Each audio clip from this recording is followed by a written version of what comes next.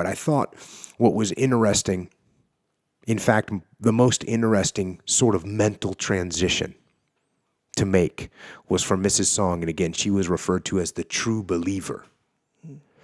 And her daughter had escaped and made it actually to South Korea. And her daughter arranged to have Mrs. Song visit China. But she visited China sort of against the rules, thinking that she was going to go back to North Korea. Because she truly believed that North Korea was the better place. She believed that South Korea was the enemy and it was evil. And so she does go to China, and she spends some time in China.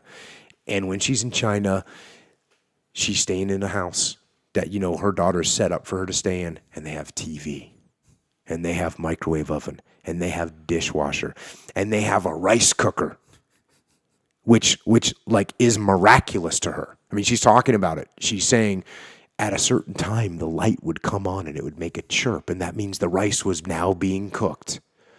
And by the way, at this time, they didn't have rice in North Korea. So there's this thing that just automatically cooks up your rice in the morning. And it was that combination of things that broke her. Because when she first saw that stuff, she said, oh, this is imperialistic. This is capitalism. It's evil. They're trying to buy us and enslave us with their capitalism. That's what she'd been convinced her whole life. And then she has the realization. And I'm going to close with this, because after this, it goes through the stories of how they escaped and whatnot. But this realization, this moment in time when her mind becomes free. And here's how it goes.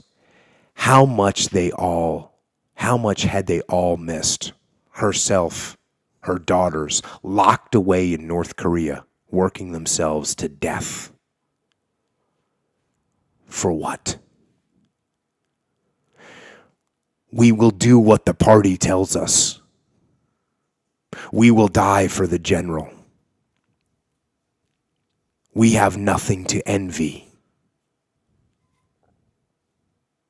She had believed it all and wasted her life. Or maybe not.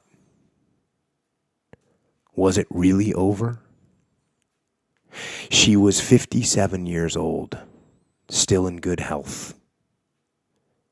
This was her wake-up call. She was ready to go.